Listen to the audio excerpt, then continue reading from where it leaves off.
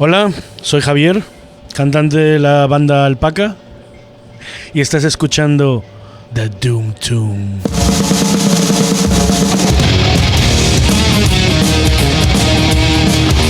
Hello, everyone, and welcome to the Doom Tomb Podcast, a podcast for all things stoner, doom, and sludge. My name is Chris. I'm your host.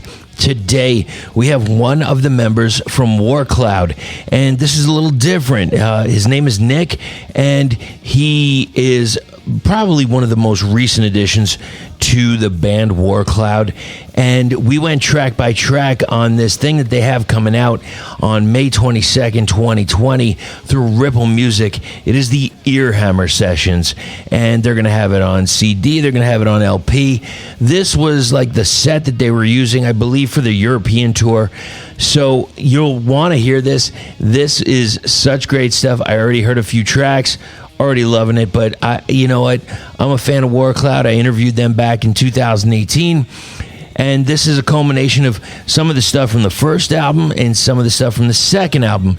Now, the unique part about this is that we're getting Nick's perspective as opposed to the people that had originally performed the music. So this is something completely different. Let's get into it. This is the interview from Nick Burks from War Cloud.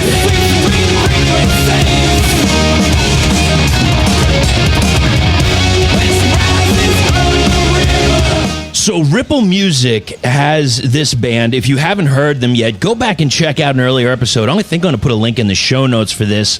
The band is called War Cloud. And I've got one of the members of War Cloud, and we're going to talk about the latest release, this live Earhammer Sessions release that they have. I have Nick on the phone. Nick, how you doing today, brother? Hey, Chris. Good to hear from you, man. I'm doing really good. Hanging in there. Doing great. Yeah, I know, man. We're in some kind of funky times, but I know that we'll all get through it. And if there's one thing that's going to get us through, it's going to be the music. Oh, hell yeah. Totally, man. Totally. So I know some of the people listening might get tired of this, so I'm not going to explain it anymore. I'm just going to go right into it. I have got some questions that another band has asked to ask you, and then if you have a question for another band, I'd love to hear it. All right. Let's do it. Let's start out with the top. Are you more of a fan of crap beer or craft beer? I guess, can I give a little back history to the beer question? Can I give that first? Go right ahead.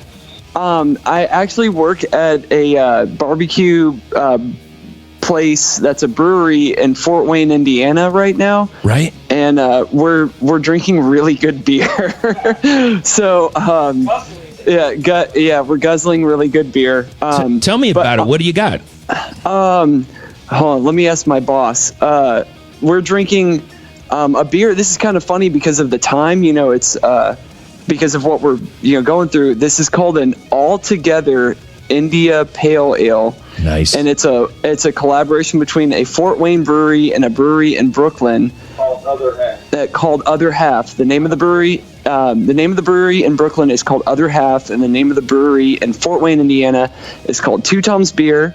And it's pretty cool because it's a beer that's made for basically everyone that's like struggling and stuff. And there's a cool quote on the can. Hold on, I'm like trying to read it. Okay. A worldwide collaboration brewed to support hospitality professionals. That's the best thing about it. It's kind of made for people that are in the service industry. Oh, that is awesome. Dude, I know, it's a cool reason to get drunk. Okay, so you work this beer. Yeah, my boss said he won't let me leave here sober. So okay, now what do you have there that's more on like the port side? The port. What's that? I'm sorry. Just like a like a porter, like a heavier, thicker. Maybe. Oh shoot. Like we drank, I guess like really heavy stuff. We drank like some mead today, which is kind of cool. Which is like, it's different from heavy. It's like super sugary stuff. Yeah. But gosh, man, we drank like a coffee stout too. That's what I'm looking at. Yeah, those are cool. Those are super cool. We drank one of those. We split it between like me, my boss, and another coworker. But yeah, those are cool. So we drank a coffee stout today, and then we've had like these kind of like service industry beers. Right. So yeah, it's been kind of a cool communal thing, and it's a good reason to drink. So, so the answer is really craft beer only. No, like on the road, like you're just a slave to the drink tickets, and whatever the drink tickets give you, you just kind of use those. So, like I'm from Kentucky, and I usually drink like Miller High Life and PBR and stuff like that. But it's just kind of like, you just roll with the punches. So like today was like, here's some beer that was made because of the pandemic. So okay. Yeah, you just got to go with your mood, basically. Yeah. I think that's the best answer. Another thing too is I really want to believe in a champagne taste and on a beer budget. Nice. So I like to drink fancy, but I usually can't do that. So it's usually at home in the fridge. It's Miller Lite for sure. That's what's in my fridge right now. Okay, so at work, what is like a best beer for the buck? Oh shoot. I think right now the popular one is this thing. It's kind of a funny name. It's called a Fluffernutter. Nice. Fluffernutter.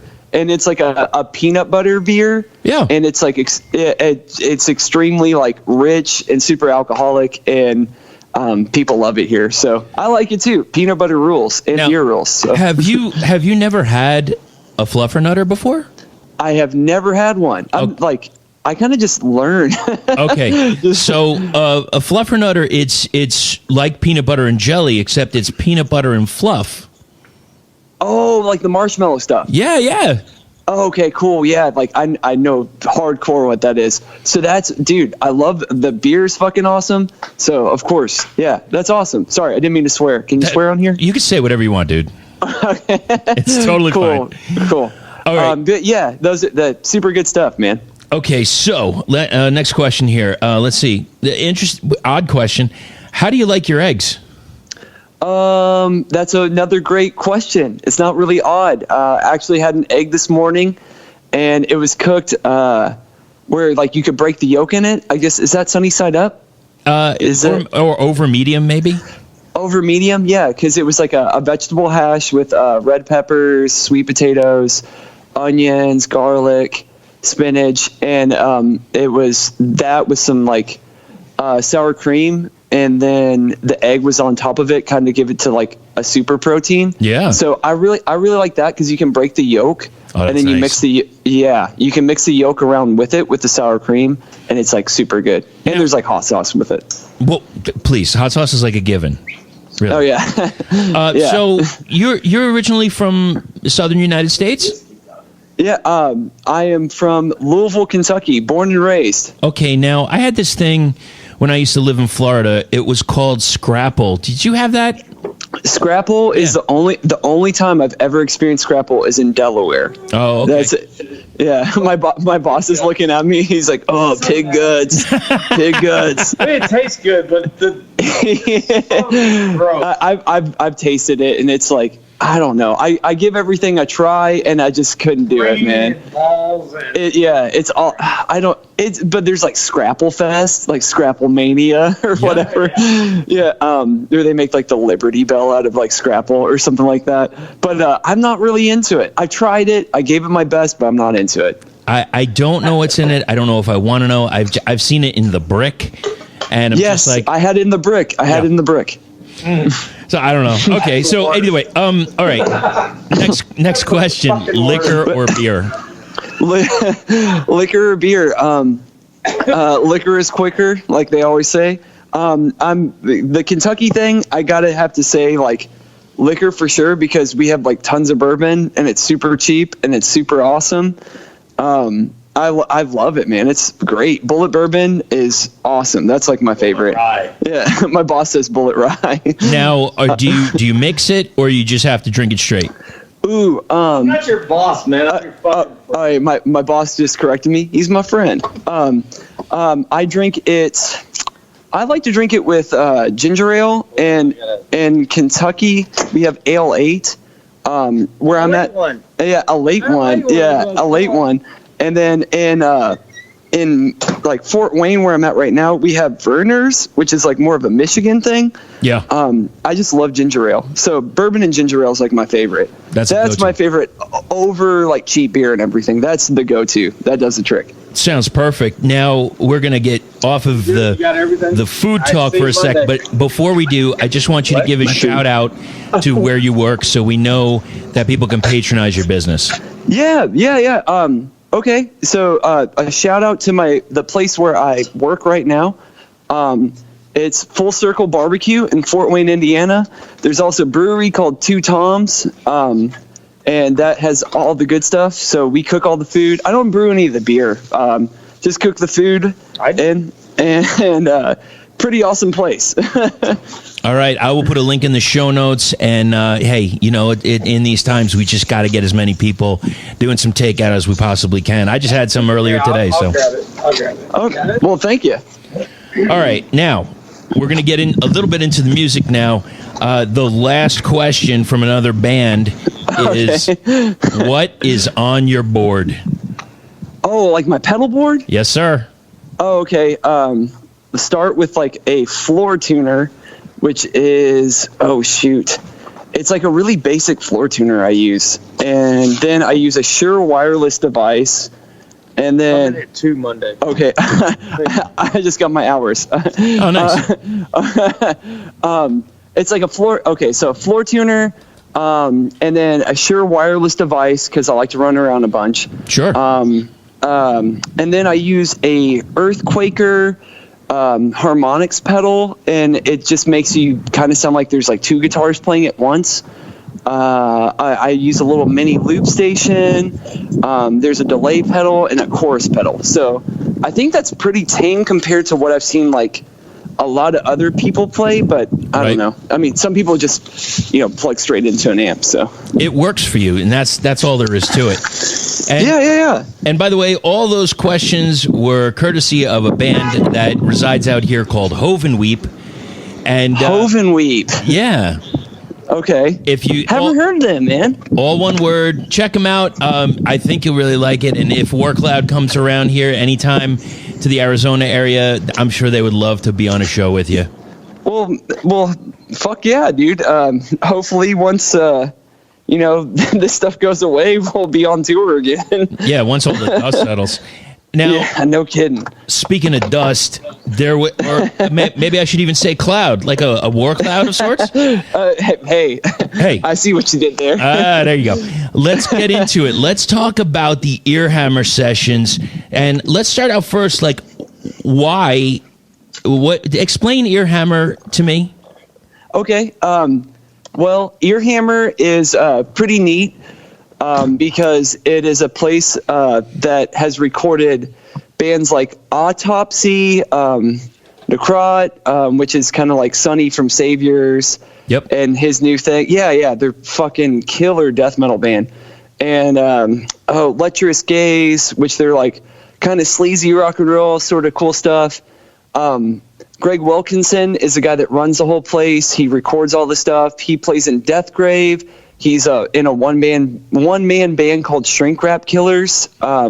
He's just a really smart dude, and we love all the music that has come out of there. And it's in Oakland, California, and that's where the band it used to be based out of. Like now they relocated to Austin, Texas. But long story short, Earhammer is a really cool studio, and we loved all the music that they put out. So we wanted to do something kind of special, and we thought it was a cool idea to take the live set that we performed in Europe like 2 weeks before we recorded that record, and just put it in a studio and just record it.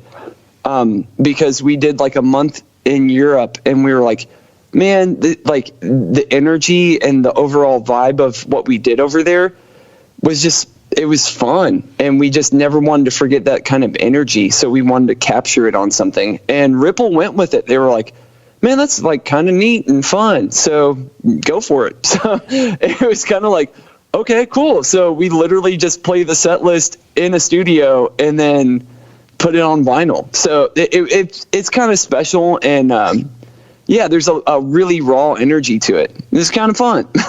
I think that's where a lot of bands are going. I talked to a local band out here, and they're thinking about doing something live.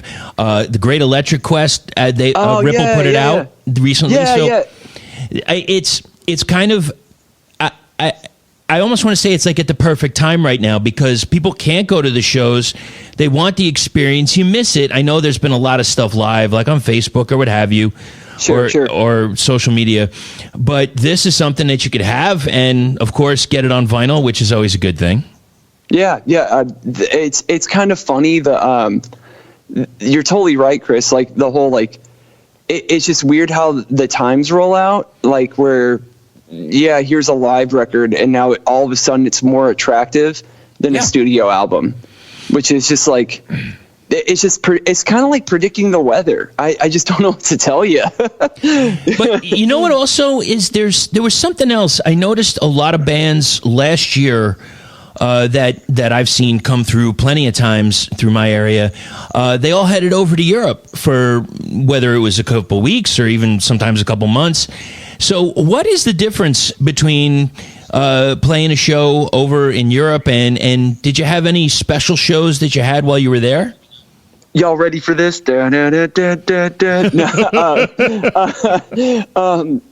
It's joking aside. It was really fun to go over there, and the overall kind of when you're talking to another person, man, they're just like they look at you and they're really appreciative that you traveled that far. Nice. And it's just like, man, I didn't drive a van, I didn't fly the plane. This isn't my gear, so you're kind of just like, thank you. Like your hospitality and like genuine sincerity is like really heartwarming. This is cool. This is so cool. And you don't get drink tickets over there. Sometimes you get drink tokens. But you can just go to the bar and just tell them like, hey, I played in the band. All right, what do you want? And wow. That's a reason to play over there. Yes, sir. No. It was kind of crazy because I think people. I'm trying to like make sure I don't like trip over myself. People over there they were like asking. They're really engaged and they're like, hey, like we know this song. Will you play this song? Which like to be fair. Happens in the States, that happens, but from touring, like I've noticed that more people over there ask that question than say in the States. Like they are so like in your face about it. We had this two dudes. They were like maybe 17, 18, super cool like rocker guys that were just like eyeing me down at a show in the Netherlands. And then I just walked up to them. I'm like, hey, what's up, guys? Like, I have no idea what language they speak because sometimes they don't speak English. Right. And they were like, hey, we love you. We love you. We know who you are. Like, call you by your first name. We love this record. We love Judas Priest, traditional heavy metal. We drove 2 hours from another town in the Netherlands to see this. And then you're like, holy shit. But on the flip side of it, that has happened in the United States where it's like, damn, dude, you drove like 5 hours to see this, like, and you're in like Little Rock or something like that. So it happens in both places, but it's just a mind fuck when you're over there and you're like, I can't believe I'm here.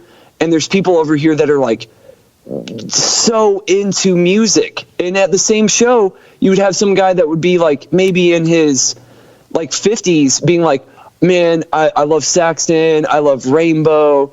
You guys are the real deal. And like, you bring his wife and you just like have drinks and laugh about it. Like, it's kind of cool to see like the music bring, I guess, everyone together. I don't know. There's like a lot of different compare and contrast. Another thing I saw in like over there, which a lot of people will probably listening that have experienced being over there is, like the hospitality is kind of crazy where in the US, like a lot of your listeners for Doom Tomb, they're touring in the US where it's like, all right, you play a show then you're begging someone to like, please let me sleep on your floor. Right. Please, like, yeah, please, dude. I don't care if you have like ringworm on your floor, not the band, but like, I'll just sleep on your floor. Like over there, they like give you like a hostel, which is basically an apartment. Right. And, like in a kitchen full of food, and they ask you what are your dietary restrictions or whatever. And it's like rare that you have that as a band in the U.S. that's on our echelon of touring, where it's like, dude, you're just going to sleep in the band every night. I could talk about it all night. Well, here's the thing. Crazy. It's like they're hungry for a band that they haven't seen live Yes. yet. They're super grateful that you made the trek. And you know what? I mean, like, yeah, I know where you're going with what you're saying. And it's the same, like when someone comes over here to the U.S., like if it's, I don't care, Church of Misery, Monolord, Sure. Lucifer. Yeah. I couldn't wait. There was this one band, I know they're releasing new material real soon, Oranssi Pazuzu. Oh, dude, they just released it yesterday. Today, okay. To give a date for the listeners, today is the 18th of April, and how do you say that band? I can't say the band's name. Oranssi Pazuzu. Yeah. My bass player and my guitar player for another band. I'll do a plug later, but they were like blowing me up. Like, you have to listen to this, and it's like their first release on Nuclear Blast, and it's kind of like, it reminds me of like Broken Social Scene and Explosions in the Sky, and oh shoot, what was the band that has all the crazy stuff? I don't know. It's like instrumental, like post-rock insanity. It's cool as fuck, man. I listened to the whole thing today. It's super sick. I can't believe the live show. It is just, it's a. Did you see it? Yeah. Did you? Oh fuck, dude, that's cool. They were blistering, and of course, I wish the place was packed and it sold out. But I don't know where they are on the radar. Hopefully, with Nuclear Blast giving them a push, that they'll get further, because it's almost got tinges of like black metal, but it's like black metal doom. Oh, dude, it's but with so cool, with psychedelic added. Yeah, man, it's killer. I think they were one of the bands that were scheduled for Roadburn, which was supposed to happen like in a couple weeks, but that's not happening. But there was a lot of Cloud Rat and I just say Pazuzu. Oranssi Pazuzu. Oh yeah, Pazuzu. Those were the two bands. I'm like, oh cool, they're on Roadburn this year, and I love both those bands. One's like an extreme grind band, and Pazuzu's like just kind of like it just reminds me of Broken Social Scene, that like weird like post rock from like Canada, but like on acid or something. You know what? Completely. You nailed it. That's exactly what it is. Hey, so let me go down these tracks, because now, as I'm looking at the tracks from the latest release from War Cloud, Earhammer Sessions, you didn't originally play on any of these tracks, correct? Yeah, that's 100% true. I didn't write any of the music. So you're talking to the wrong guy. Yeah, I get it. So this might be a little different as we go through some tracks. If you have anything to say about the tracks, maybe that would be an easier way to do it. Sure. Let's start off with Vulture City. What can you tell me about it? Well, Vulture City, it's pretty fun. I think that was the first song I heard by the band. Because I play in I guess there's like a weird like history with all of it. Is I emailed War Cloud in 2017 when a band that I'm also in called Stonecutters was looking at Oh yeah. Huge shout out to Stonecutters. Phenomenal live. Like you were at the last show at the Yucca, but I was booking a tour for them, and you booked in America. This is like callback to European booking. In America, if you book a tour, you have to book the local bands. So I got a show in the Bay Area, and then there was a lot of like buzz about a band called War Cloud. So I emailed them, and I listened to Vulture City. So like connecting it all. So I listened to Vulture City, and I was like, oh, this is really fucking good. And I hit him up through an email, and I was like, hey, you know, like Stonecutters playing here. Would you guys want to play with us? And it was something like the email saved, and I've actually sent it to Alex from War Cloud. I've sent it to him before, like as a joke, like, you remember when I sent you this? Nice. Yeah, just funny stuff in emails. But I heard that, and I was like, it's crazy. Email conversation was like, oh, we can't do it because of, like, you know, shows, radius clause, whatever. And that was my introduction to him. And then my girlfriend went on tour with him, and she took photos for him and everything. Right. And they were like, hey, we kind of need a guitar player. Do you know anyone? Asking that to, like, the photographer, my girl. And she was like, yeah, actually, like, the guy I'm seeing is a guitar player. And that's kind of how the whole marriage, like, happened, which is funny. So Vulture City, to, like, summarize that, is kind of like my introduction into that band, which is kind of weird, but that's the story behind it. That's awesome. Actually. And what can you tell me about Giver? Giver was like kind of we make the other guitar player, singer guy, Alex, he made a joke the other night where he was like, War Cloud is just camo blues. That's another subgenre there, camo blues. Yeah, I know, and it made me laugh so hard, man. So I feel like that is the flagship of camo blues music, if that's a genre. Right. It's fun. Like, it has a boogie to it, kind of like a ZZ Top song. But then it has, like, leads that are kind of like a weird, like, Kiss. It's like a weird Kiss, Thin Lizzy thing. Mm-hmm. And then there's like a early, like, Metallica vibe to it. That's my take on that one. This is fun. Yeah, we can do another one. What about Chopper Wired, which is one of the first tracks that I've ever heard from War Cloud? Oh yeah. That's like they're kind of the song they have to play live. And I was always like kind of music nerd theory talk, the E7 sharp 9 chord or the Jimi Hendrix chord. Yes. was the cool thing in there. I was like, ooh, this is kind of funky, and it has like a UFO kind of rock bottom feel to it. Right. And it's definitely like a UFO vibe. And that one was kind of weird for me, or it's kind of weird because it kind of sounded like a Grand Funk Railroad thing too. And I kind of just jammed on it, and it was fun. It's fun as hell to play, man. It gets a great crowd response too. Like, people definitely dance to that one. That's a fun one too. And now we're going to go into something that was off the second release, White Lightning. Oh, fuck yeah. That's definitely a crowd fist pumper, because it's about drinking. And that one kind of reminded me of just like a really fast Motorhead song. And we would just like ham it up live.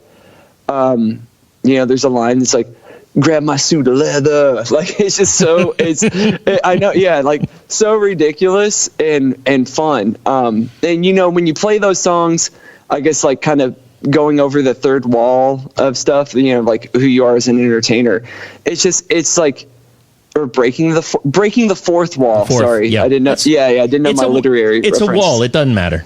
Yeah. It's a wall. Break it. Yeah. It's like breaking the fourth wall. It's kind of, it's fun to be in that character. Like, you're like a bad dude, like wearing leather and like playing some rock and roll blues stuff, and like fast blues rock. So I love that one, man. It's fun as shit to play. It's so weird. I got this thing in the mail when you're talking about leather. I got this leather catalog in the mail. I really don't know how they got my name. But if you look, your thoughts, maybe some of the stuff there, it's so unbelievably cheesy. Oh, like what? Like leather outfits? Yeah, it's like, I mean, there's the obvious stuff with jackets and vests and stuff, but then there's like, like BDSM kind of thing or something like that. It's like so on the border of it. There's no gag balls or anything. Okay, but it's so on the border. When they get like some kind of, I don't want to say like lingerie, but like female undergarments, but it's all leather. Like, how much leather do you need? I think there's a whole market for it, and like people are at least what I've experienced is like people are turned on by like the leather, like it's like the Rob Halford thing, or like, you know, like the Lemmy thing. It's like the leather and the cool, like badass attitude.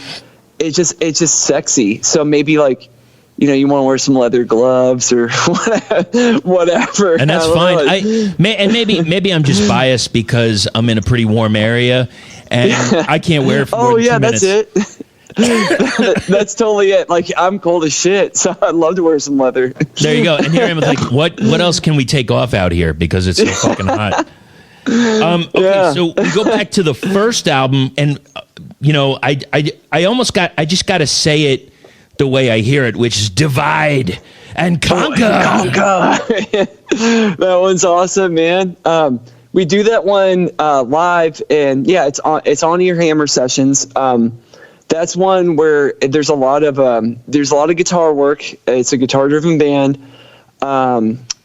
We do this thing where there's a lot of bands that do it now, the like kind of shredder traditional metal bands, where you throw your guitar like behind your back, and then the other guitar player throws his guitar behind his back, and then you hug each other, and then you play each other's guitar. Nice. Yeah, it's kind of like it's just an outrageous, over-the-top shred fest. I got to give credit where credit's due. Conan from Exmortus, you're the shred master. I played with wrong band. I played with Exmortus before, and I saw them do it, and I was just like, holy shit, this is so cool. Or like you could say like Michelangelo, like the guitar, it's like nerd guitar stuff, but I love it. From Nitro. Where Freight Train, like all that stuff. God. Hell yeah, dude. Hell yeah, Freight Train. Are you in the mood to buy like a 4-neck guitar anytime soon? No way. Like, I don't see the practicality of that. Like, how could you move that anywhere? Like, your bandmates would hate you if you put that in a U-Haul trailer. You know how much space that takes up? Dude, I can only imagine. That's probably bigger than like a rug, floor space rug. You can't fold up, like just giant case.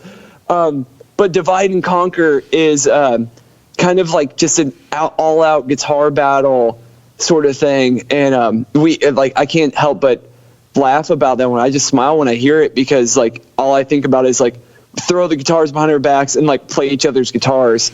We actually we started doing that one in Germany, and we rehearsed it at there's this band called Galactic Superlords, and they're from Cologne, Germany, and we practiced it at their drummer's house, Karsten, which is my long lost brother, Karsten, and we practiced it in his apartment, and we do the back and forth guitar thing, and we actually did it that night in Cologne, and it became a staple because people over there were like, that was a great performance. We loved what you did with that. They would notice everything you did. Like how many water bottles did you drink? They would just notice that stuff.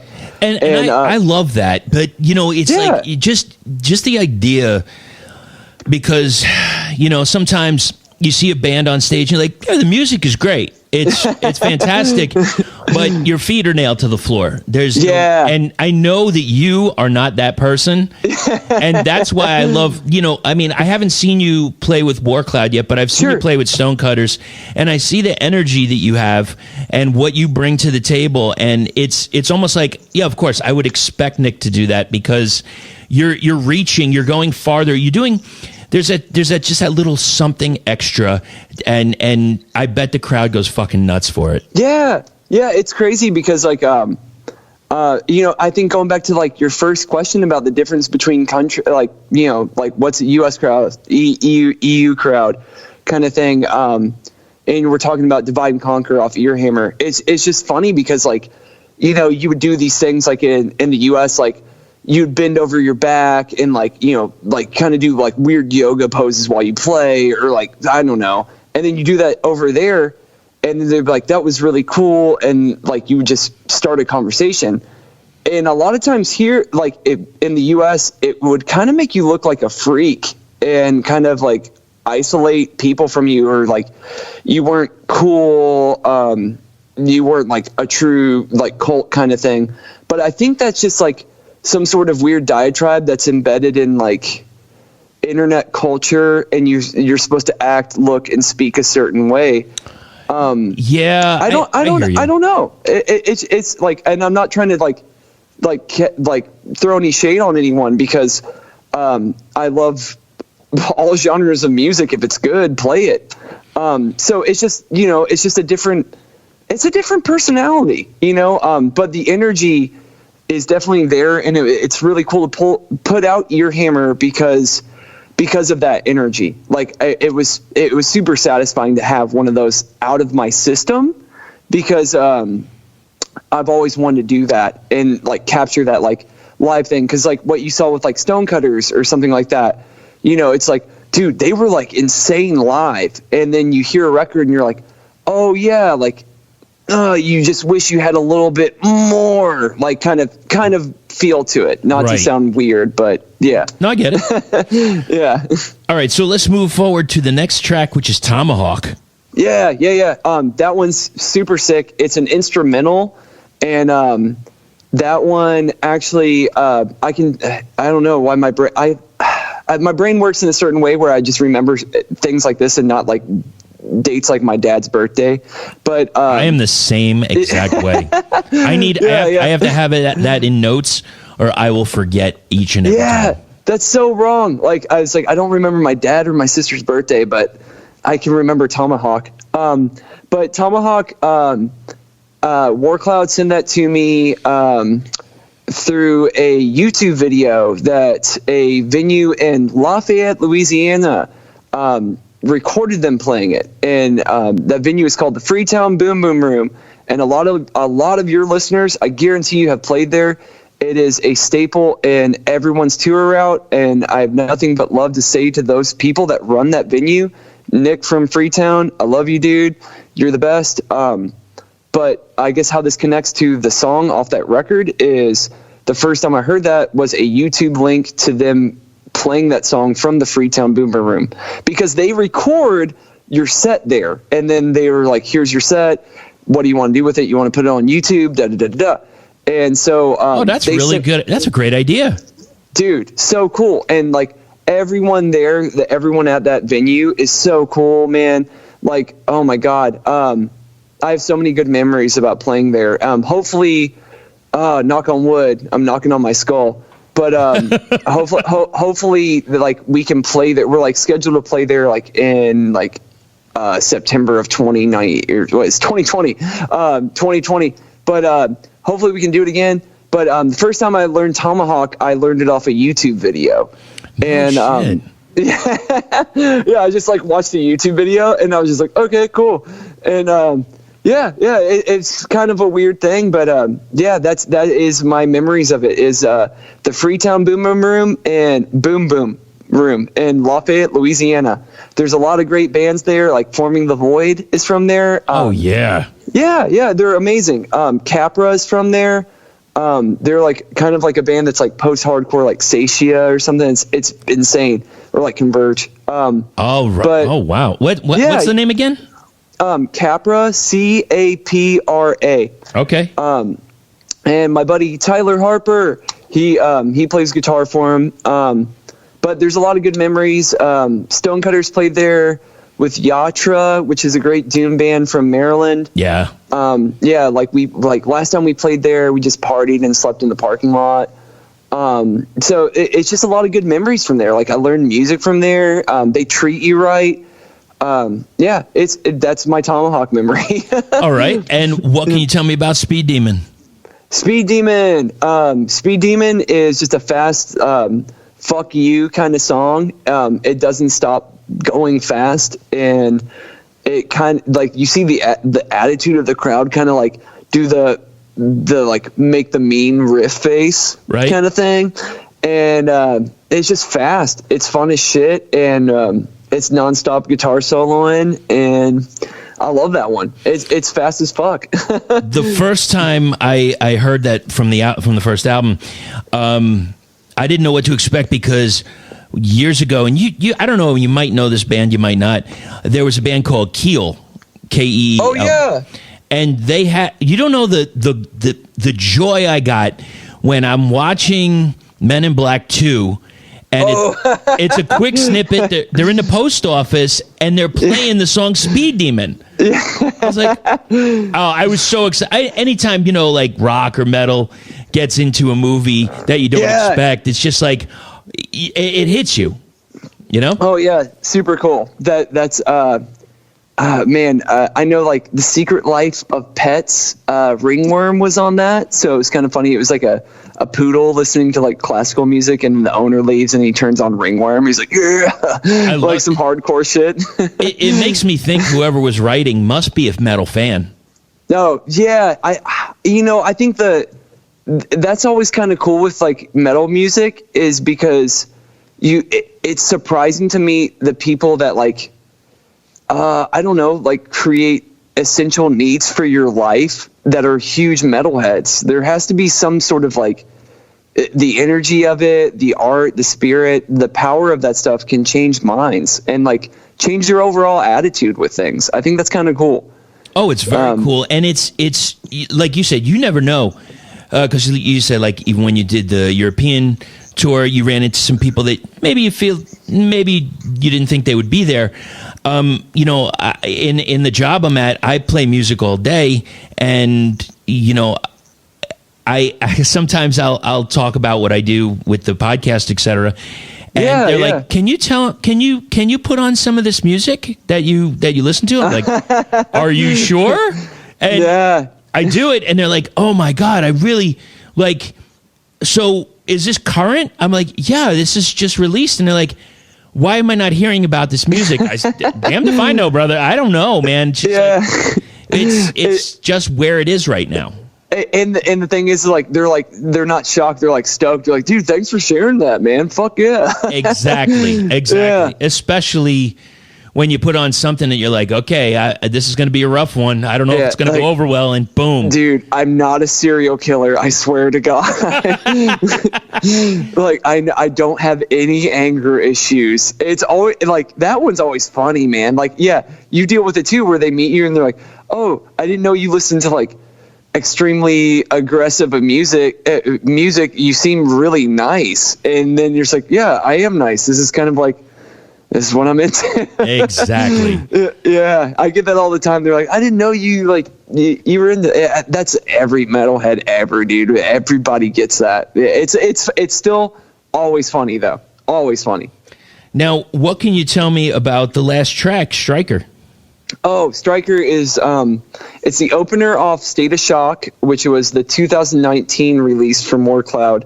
It's funny. On the record, it starts off with like air raid sirens, which is like kind of a thing that a lot of metal bands use. Like rappers use it too. Everybody uses it. Yeah. Air raid sirens are badass. And it's just the ultimate commanding thing where it starts off with like a kind of like a really like traditional Iron Maiden sort of harmony thing, like gallop, and then it goes into like a Motorhead kind of thing. And I love that one because immediately when you start playing it, people like start clenching their fists and they're like ready to fucking mosh. so that one's so fun, man. I've had a lot of people like run into me on like, I'm using air quotes, on stages, right? Like while that song's happening, and it's just fun. Like it's just like open low string chugging. And so you can like push people while you're playing it. It's just like, it's super fun, man. I love that one. It's high energy, man. Yeah. Yeah, Chris. Like it's the high energy song. Super fun. I'd be interested in the current climate. What would a mosh pit be like right now? Would it just be my God. Just a big circle of no one touching anyone? Everyone in bubbles like bouncing around. Everyone in hamster balls or whatever. That would be so cool to see. That'd be so sick. Like just hamster balls like running around.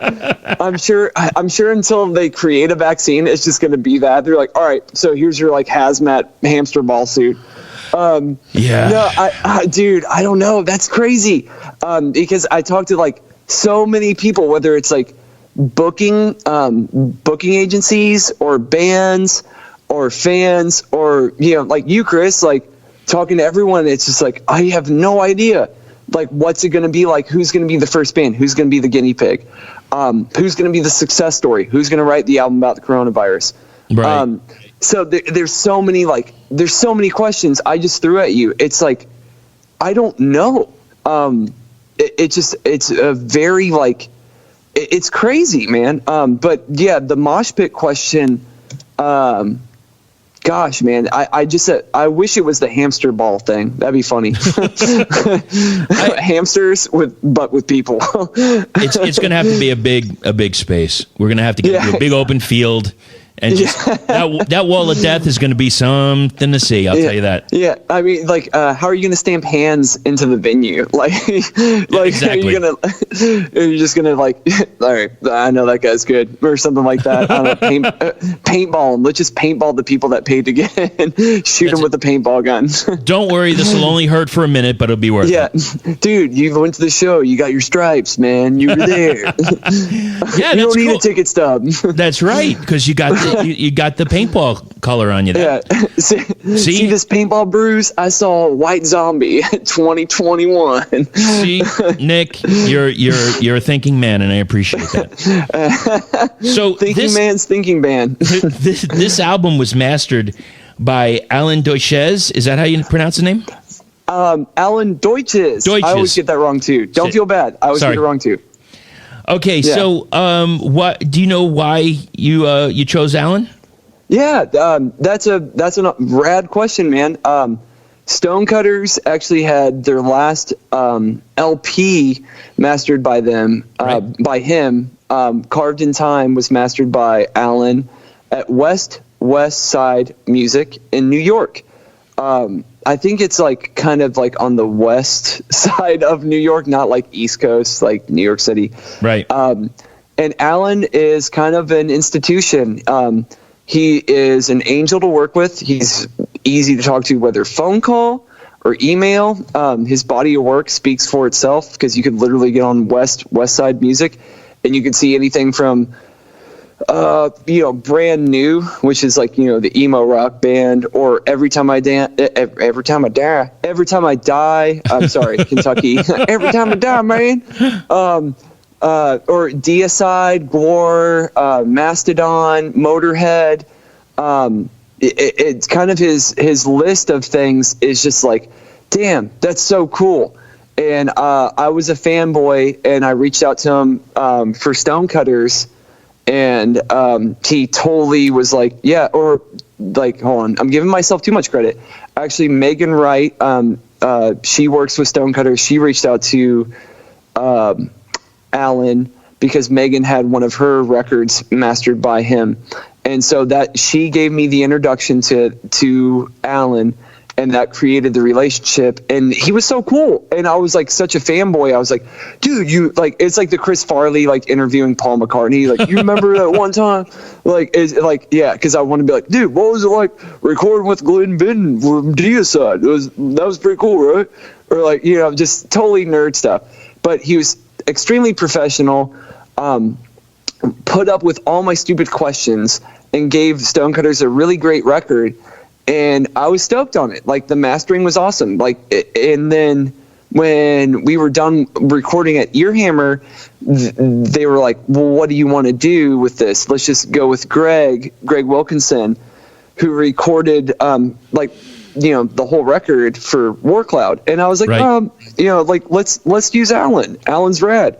And I emailed Alan while we were in the studio talking about it. And he responded like 5 minutes later, which is kind of weird, because it was like you were in Oakland sending an email over to New York, so there's big time difference. And he was immediately like, yeah, I'd love to, man, how you doing? Like, wanted to talk to me about like my just me. And I was like, dude, like, fuck yeah, man, he killed it. And I'm really proud of this one, man. I'm stoked to have this one on vinyl. So super cool. I love Alan. He rules. And I'm happy to have you on it, so we can hear, I like I said, and I keep going back to Stonecutters, but I've heard you in Stonecutters, and I want to hear you now in War Cloud and hear what it sounds like, so I can get ready for what the next the next phase of War Cloud will be. What was the hardest track to learn? I think the hardest thing to learn through all of it was the lead playing that Tony and Jesse. Tony plays in Hellfire, which is an Easy Rider Records label band. Yeah. And they toured with Exmortus, Conan, what up? And they toured with Death Angel. And they're super sick band from the Bay Area. And he played on the first record. And then a buddy of the band, Jesse, he played on the second record, State of Shock. And I think the hardest part was learning how to like emulate that stuff, because it kind of was like like Tony Iommi, like when you hear his playing, right? Whether it was like the Heaven and Hell Dio era stuff or the Ozzy stuff, you know, there's like some really cool like kind of bluesy heavy metal stuff going on, but it shreds, and then you're supposed to learn that stuff like note for note verbatim, right? And you don't have any sort of like tablature, sheet music, video, YouTube to go off of. So that created this weird thing where it was like, oh, like you have to sit there and like listen to the record over and over to emulate those styles. So, which is a kind of a cool thing, because you learn through the process, and then also you can embellish upon that. So as a guitar player, it's a really satisfying feeling to learn another guitar player's licks, and then you're like, okay, I know I'm competent enough to like execute that, but how can I make it like more sassy, more sexy, more saucy, you know, kind of one of those things. Put your stamp on it, really. Yeah, it's 100%. You could say the same thing for like the Iommi stuff transitioning to Randy Rhoads. Like, listen to Randy Rhoads play Paranoid. It's like, you know, it's pretty bonkers. Or, you know, like Jakey Lee playing, you know, like playing Over the Mountain or something like that. Or Brad Gillis playing Over the Mountain. Like, that stuff's like, holy shit, this is so sick. That's the guy from Night Ranger, like ripping Sabbath songs or something like that, you know? So that was the biggest thing. The riffs, like the riff slam, you know, as the kids say, the riff slap. It's a slapping riff. Yeah. But yeah, it slaps, man. But the riffs were always there, and that was really fun to like adjust to the rhythms and everything. But the leads were always kind of like, oh, this is interesting because that's like Tony or Jesse's voice. So it was super cool to take what they had, which was already super sick. It's final. It's on vinyl. It was sick playing. And then you're like, how could you make that serve the song? Like, you didn't want to like try to take a spotlight and be like, this is my time to solo. Like, you would just study the song. And it was actually like really cool to study that, because it helped you like write music. Because like talking about the future of the band, it's like we almost have another record written, and it's just because of the studying that I've done with the other records. It's like, that's awesome. This is what, yeah.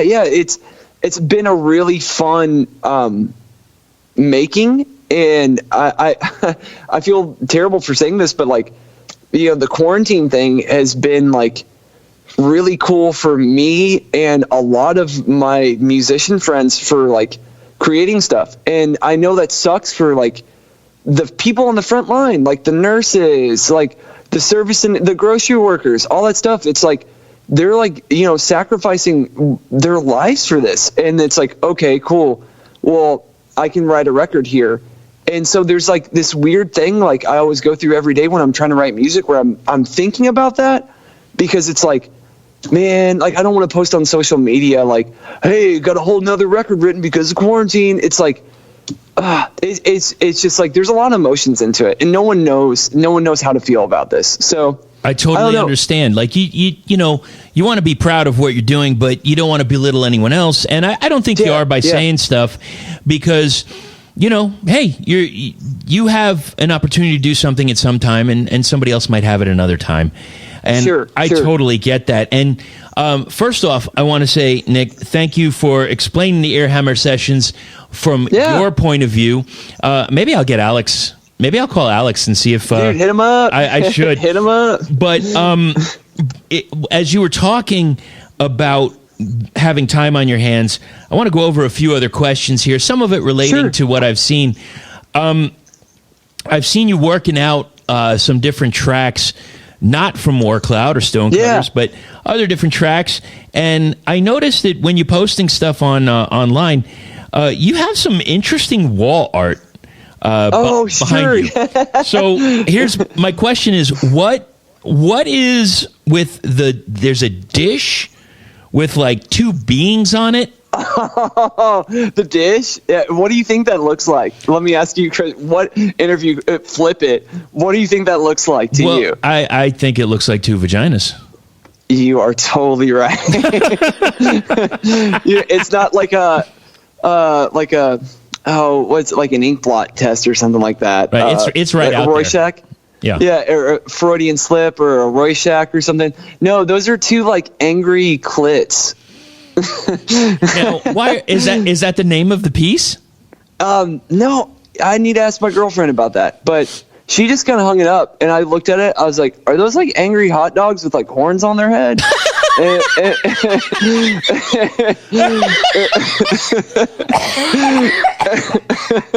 Oh my god!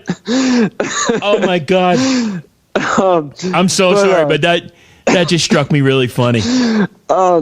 No, I haven't been flagged on any social media for having that in the background because I don't think anyone's figured that out yet. No, I don't think they're getting that high tech. Yeah, I know. Like the camera zooming in on like Mars landing or something. Yeah, that's a whole other story.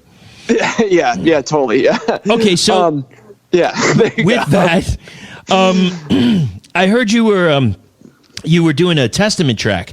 Practice What You Preach?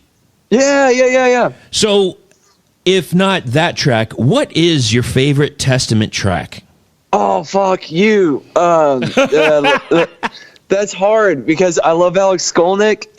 Right? He's so cool, man. Have you seen the Wikipedia Fact or Fiction on him? Have you seen that one? I did. Yeah, super. Like, he's just so well spoken. I love that guy. He's just so low key. I know, smart as shit. Over the Wall is really fun. Apocalyptic City. Are you going off the Legacy?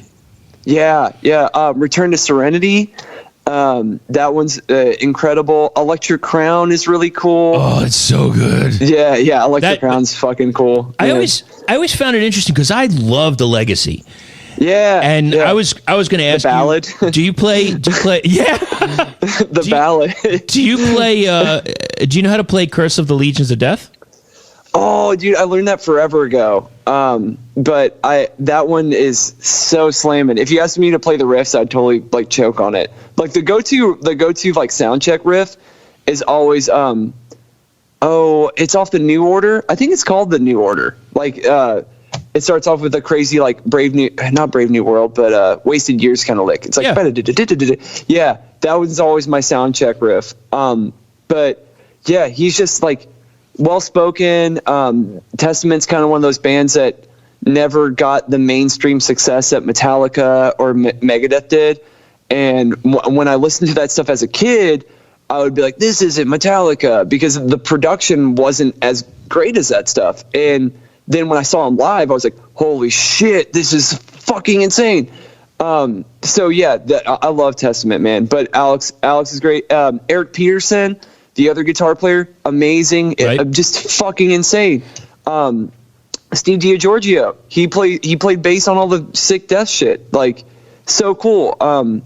Gene Hoglan, also a Death member, plays in that band now. Chuck Billy, COVID-19 survivor, I think. I don't know if that's verified, but I'm hoping. That guy's been through so much as it is. No shit, man. They're fucking amazing. And The Gene Hoglan Wikipedia Fact or Fiction is really good too. I'll have to check that out. Dude, so good. And it's interesting to watch Testament's growth and change. Like I said, the legacy was like real super thrashy.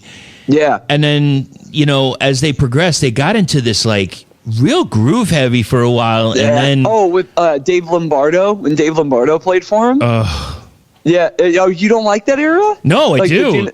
That's believe me, that's in a good way. Like, okay. I don't think there's anything from Testament that I really don't like. There's always something, and I probably saw them last about 2 years ago, and geez, man, Chuck Billy sounds as better than I've ever heard him sound. Dude, he fucking kills it. He just grabs the mic and fucking slams it, man. He's so sick. And then Alex just kills it. The live, we're talking about like Earhammer, like live kind of records, right? Well, they're live. It wasn't a studio, but the live in Eindhoven. I have that. That one's killer, dude. That one's so good. It's so. This is like where I get dumb, because like I don't know if you do that. Like I'll pick a song, like just a part of a song, and just say it for no reason. In the middle, I could be walking my dog, and especially with one of the songs that we talked about, I could just see a car drive by, and I'd say, "Preach," and I like, what the fuck is wrong with me? But when I used to live in Florida, and it would rain a lot, so from that live at Eindhoven, the first thing I think of is "fuck the rain, come on." I don't know. It's the stupidest Come on, shit. Mosh. Yeah, him like asking people to mosh during it. Like, mosh. Or like the Skolnick solo track, man, that's definitely, talking about live albums or whatever, that's definitely one for me, just because like I was like, oh, Testament's okay, and then I heard that, I'm like, dude, this is fucking insane. Like, it truly is. Nonstop guitar play. Yeah. So cool, man. That's definitely a killer live album. Okay, so also, if no one's ever met you, you have a lot of tattoos. Oh, yeah, tons of... a bunch of tattoos, man. What was your first? Oh, okay. My first tattoo was when I was, I think, 16 or 17. I was still in high school, and... Can we mention marijuana on here, or is that like gee whiz? I think so. Yeah.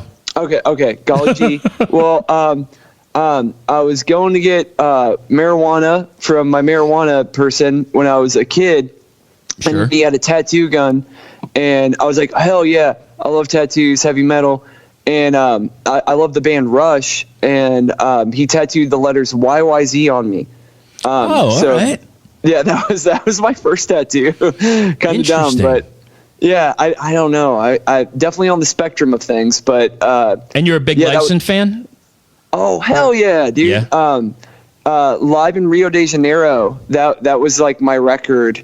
Exit Stage Left, that's another live Rush record. Incredible record, dude. So incredible. They opened with Spirit of the Radio. They played Viva Strangiato. So that was like my talking about tattoos, that was like my first tattoo, because it was like symbolism of you can make music without any words in it, and it's still music. Kind of like just being a kid and like not liking pop music for being a kid, and just being an outsider. Like they made music for people that weren't cool. So right. So that was my first tattoo. Okay, now speaking of tattoos, I saw on social media where you were talking with a few other members about not being able to tour. This was a few weeks ago. And you were on like the back porch. Oh yeah. That was with Lich King. Lich King is an incredible thrash band from Massachusetts. They are insanely fucking good. And then there's a newer band that's like it's crazy. They sound like the progressive tech death version of Death mixed with gore guts. They're called Toxic Ruin, and they're from Minneapolis. And we got I set up a tour with the both of them because we've played with both bands, and they were like, yeah, let's play with Stonecutters, do this tour. And we were on a porch in Massachusetts, and that was on the 13th of March, about a month ago. and we looked at the news when we woke up because we played Worcester, Massachusetts the night before, and during the COVID-19. Yeah, Worcester. Everyone makes fun of a bath, like for playing there, right? Because he was on the mic and he was like, "Hello, Worcester, how are you doing tonight?" And people there like make fun of him for it, and it's funny to hear in like a Massachusetts accent. They're like, that Bath guy, you fucking asshole. Anyways, they don't let him live it down. So when I'm on the mic in Worcester, I have to be like, "What's up, Worcester?" Like you have to say it like that, kind of. Of course. Because people think you're a poser if you don't. But okay, so the porch thing, it was me and Zach, the singer of Lich King, who is he's the fucking coolest, and Steve, the singer bass player of Toxic Ruin, another cool motherfucker. And we were smoking weed. It was like 9 a.m. or something like that. And we were like, dude, I don't think the rest of this tour is going to happen. Right. And we just kind of we decided to live stream the whole tour package from a music studio down the street from where we were staying at, because we were staying at one of the guitar players' houses in Lich King.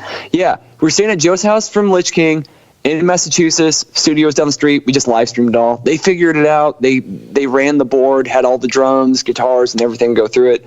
Nice. They're fucking angels. Yeah, but you were wearing a rose tattoo t-shirt. Oh yeah. Fuck yeah. Nice boys don't play rock and roll. Fuck it, dude. I was just gonna say that was my introduction to that band. Oh, dude, I love the line where it's like, out in the, like something about the garbage in the streets or whatever. That line is so good. He's like, and the garbage with a million flies. It's hard. It's hard not to. Well, from what because I first heard it from Guns N' Roses. As a cover. Same here. I totally did. And, same here. I'm waiting for the na, and I didn't. I was like, "There's no na. I got no. Yeah, I was let down too, but to show like how much of a poser I am, I wasn't like, I didn't listen to Rose Tattoo first, but that was like a shirt that my girlfriend ordered because she's more of like traditional like hard rock, heavy metal kind of thing, right? And she got this shirt, and she was like, well, I can't wear this one, you can wear it. I'm like, oh, sick! It's like Taz giving the middle finger, and that's cool as fuck. And old English rose tattoo kind of thing. It's badass rock and roll. And she's like a rose tattoo, like die hard. And so I kind of got it from her. So that's the story behind that one, which is it's such a fun shirt, man. That band's awesome, man. That's a good woman right there. That's a keeper. I mean, yeah. When you think about some of the tracks, Rock and Roll Outlaw, Scarred for Life. What's the one? The ballad one where he's like drinking Coca-Cola, watching my color TV. That one's Stuck on You, like a rose tattoo. Yes. That one's killer, man. I love that song. It's like a weird ballad with like slide guitar. It's sick. I'm thinking of one. What is it? Something like "Can't Be Beaten, We Can't Be Beaten." I don't know. Oh fuck. Shit. I think it's "We Can't Be Beaten." What's that song that's like goes "We Can't Be Beaten"? Yeah, I think that's it. I had the same thing the other day where I was trying to learn a W.A.S.P song called "Mean Man." And Mean Man's so sick. And I asked my girl, I was like, "What's the song that's like I'm a mean man?" And she's like, "The song's called Mean Man." Yeah. Thank you. Yes. Yeah, thank you so much for clarifying Mean Man. We're both collectively idiots. Yes. Yeah, we've established that through this. But the whole thing with the live stream and the shirt and everything, Rose Tattoo, shout out to Bambi. She gave me the shirt. I wasn't cool enough to buy it on my own. So there you go. Fair enough. What was your favorite War Cloud performance or tour? Oh man, that's tough. We played this leather bar in San Francisco for the release of the release of State of Shock. Oh, right. And they had all this Tom from Finland artwork where it was like leather daddies, like smoking cigars and looking really tough everywhere. It's called the Eagle. It's Eagle in San Francisco. and it was like a leather bar, and so it was like a bunch of leather daddies and stuff like that, and so that was really fun just because of like how like super Rob Halford it was. Yeah, I could imagine that. Yeah, it was very heavy metal. I love that. That was fun. That was so fun. Another one was we played. It's not Vigone, Italy. We played this motorcycle festival in Italy, and it was like 5,000 people, and I was just like, holy shit, it was great. It was like, what the fuck, like crazy. I'll never forget that, man. I hold that one close to my heart. That was definitely like I wanted to cry, man. It was like so many people. I was like, this is cool. Does it do anything different for you? Like, you know, like let's just take a number, like 1,000 or 500 or whatever. Sure. And you're playing in front of those people on an average night or what have you, and then you get to that, and there's just like a sea of people. Does it change your performance at all? From kind of like the stage is bigger, so like you can run around more. So that does change the performance, because you're like, I like to run around, like climb on stuff and just like, you know, just have fun. And right. Being that open, you could just run around, like you just fucking like nonstop marathon, and that was so cool. You couldn't, I don't know, man, like the energy of it, like you couldn't stop smiling. Like I was just like, this is like, I couldn't get over it, because like that was the, I think from the memory standpoint of like was the most memorable, like this is so cool. The 2 days before that, I played a show with Stonecutters in Atlanta, and then I took a plane from Atlanta to New York, and then a plane from New York to New Jersey, a cab from New York to New Jersey, and then a plane to Italy, and that was my first show. And I think that was like my third show with them. Right. And it was just like, I couldn't stop smiling and laughing about it, because it was just like, dude, I don't know if this is ever going to happen again in my life. This is like, you know, I'm being totally transparent with you, Chris. It was like, it was so surreal. But yeah, that was definitely one for the books. Well, in Switzerland was really fun too, just because in Switzerland, it's just weird. It's like a different part of the European country, nation. I don't know. I got you. And they would give Alex Alex, the singer of War Cloud, they give him a microphone, and they wouldn't give anyone else a microphone because the venue didn't have any.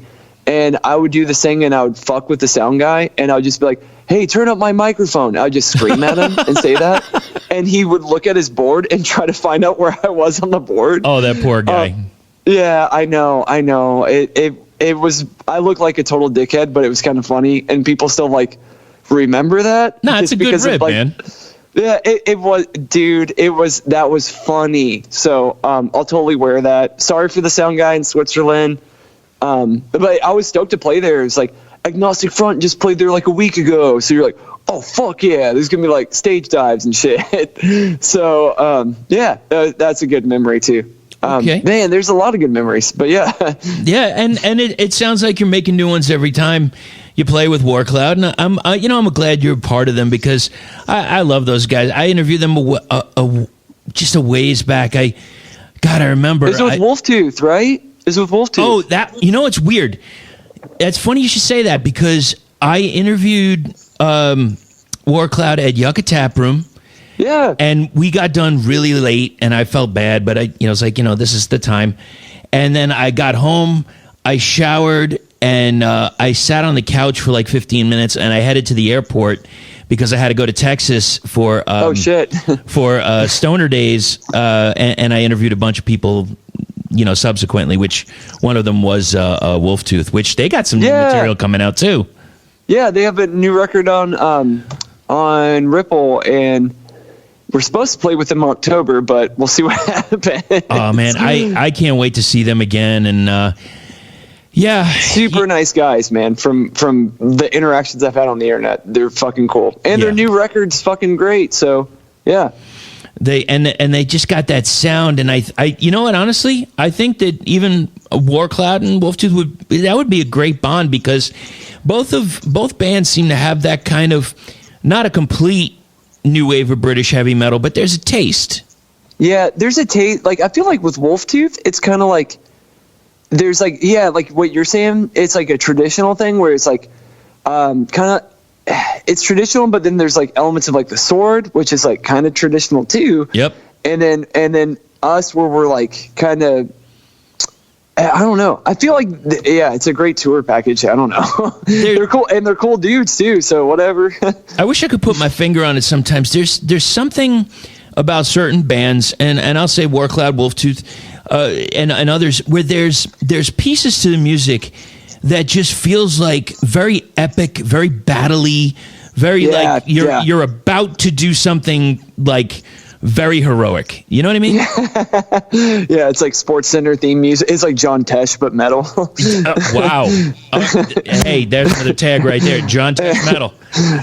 John Tesh metal, so sick. So I'm gonna ask you one more question. Then I got just a quick thing. First off, where do you see yourself musically 5 years from now? Oh, that's awesome. Hopefully, not in quarantine. That's truth. Yeah, I that's the short of it. 5 years from now, man, it's hard to see that because of what the hand you've been dealt currently. Because War Cloud was supposed to be at Hell's Heroes literally right now.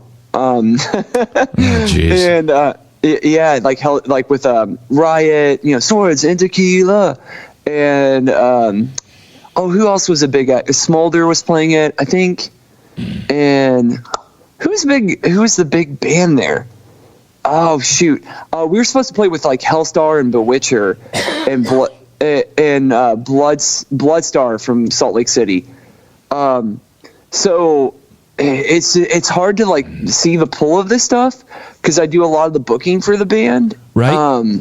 In 5 years, it's so weird because we were supposed to be like in Europe next month, and then we were supposed to go back to Europe in October to do like a Halloween thing. So we're kind of like dealing with that, and like 5 years from now, where I want to see us is like just living on the road and playing in front of like people like you, like where it's like, dude, let's just like talk about some heavy metal, let's have a good show, and let's like kick it afterwards. I would love to do that. I don't want to be like a Jeff Bezos or an Elon Musk of metal or something like that. I not to discredit them because they're geniuses, but I would love to be, if you could take away the COVID-19 virus and just give me what we had before this happened, and then you just keep giving that to me for the rest of my life, I would be so stoked, man. That would be awesome because I just love playing in front of people. And like Alex always kind of laughs at this one, but I always say live and a dive, all ages, no stages. It's clobbering time, and which is kind of like it's kind of like an agnostic front, sick of it all sort of thing. And I just love that, man. If I can just like, buy a burrito and like play in front of some people, that would be fucking sick. So in like 5 years, if I could like keep touring like the world, that would be fucking sick. I would be stoked if that happened. And like as long as still standing and playing music, man, that's where I want to be. Fuck yeah. And I think that that slogan that you just said, you should put that on the back of a T-shirt. That's I can't remember. That's I think it's a sick of it all thing. That's where I got it from. It's not mine. That's not mine at all. Gotcha. Yeah, because Live and a Dive is it's a sick of it all record. I'm like 90% sure. I have to like. It's been a while since I listened to it, but I like grew up on like the whole like New York hardcore thing. But yeah, that whole mentality of like, let's just play a fucking show. I love that, dude. But yeah, I in 5 years, if I'm still able to like I mean, God forbid, like, I want to be able to stand on my own 2 feet and just play a fucking guitar. Like, that's where I want to be, man. That's it. And that's a perfect place to end it. Nick, what do you have a question to ask the next band? Yeah, hell yeah. Okay. Worst hotel rooms you've ever stayed at. Worst hotels. No. Wait. Hold on. Before you write that down. Yeah. Worst places you stayed at after you played a show. It doesn't have to be a hotel. It could be like a house or whatever. Okay. Worst place. I'm writing this down because I know me. I'll forget it. Worst place stay after a show. All right. Yes. It could be like in a Walmart parking lot. It could be at a dude's house you met that said he doesn't have any cats. It could be whatever. Like, I got no cats. And you're like, dude, where are all these cats coming from? Yeah. Things change real quick. Yeah, man. All right, dude. Well, thank you so much. And I guess I hope to see you sometime, hit our area, and just, like all of us, we just want this to end so we can get back to our regular lives. Man, I couldn't said it better, Chris. Doom Tomb always puts out great material. You interviewed my boys in Horseburner, interviewed War Cloud before, Year of the Cobra. Like, yeah, like, you guys are amazing. Thank you for what you do, Chris. Let's just keep fucking kicking ass and fuck all this bullshit, and let's fucking play some heavy metal, man. Hell yeah. And that's where we'll cut it. And I'll talk to you next time. Hey, Chris, thanks so much for having me on, man. Thanks, brother. Take care. All right, take care. Thanks so much, Nick, for giving me your time. Nick, not only is he in War Cloud, he's also in the band Stonecutters. If you get a chance, check them out. I picked up their latest, I guess you call it like a 7-inch record. 2 songs on it, beautiful coloring, just a great variant. Check it out if you get the chance. We talked about it at length in the interview. Let's hear a track, though, off this Earhammer Sessions recording of War Cloud. This is Vulture City.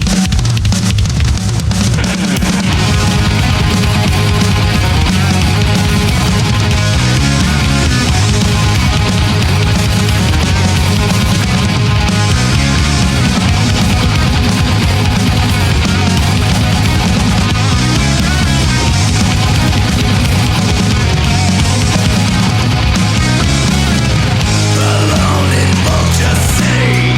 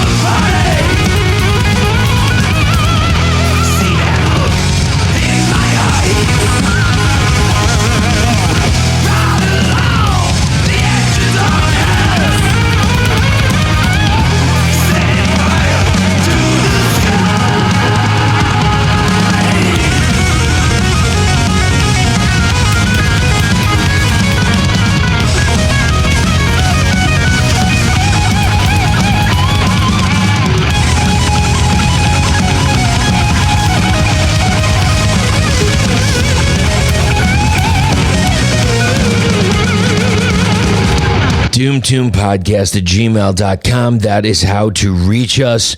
The Doom Tomb on Cranium Radio. It is an online radio station.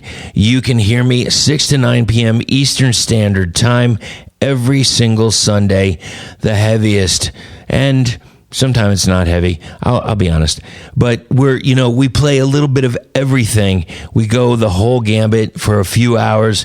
And you know what? If there's nobody before me, nobody after me, hey, maybe I'll go on a little earlier. Maybe I'll stay a little later. Last Sunday, I was on for 8 hours. I was bleary-eyed. It was it was time to just shut it down. Anyway, thanks everybody for listening. We got a few more episodes coming up in the tank. Stay tuned. And well, as I was saying in the end, you gotta go to the shows and buy the band merch. Don't forget, always buy the band merch, because there is some stuff right now. I have a list. I am looking online right at this minute, and I have 1, 2, 3, 4, 5, 6, 7, 8, 9, 10. I have 11. No, I have 12. I have a full dozen. I have a full dozen things that I have on order for my cart, and I am going to be hitting it. It's that one button. You hit that button and you're like, oof, just threw down a bunch of cash. But I hope it goes to the artists, and I really hope that it moves the needle a little bit for them. They really need it right now. So thanks, everybody. We'll talk to you soon. Take care of yourselves, and don't forget to stay heavy.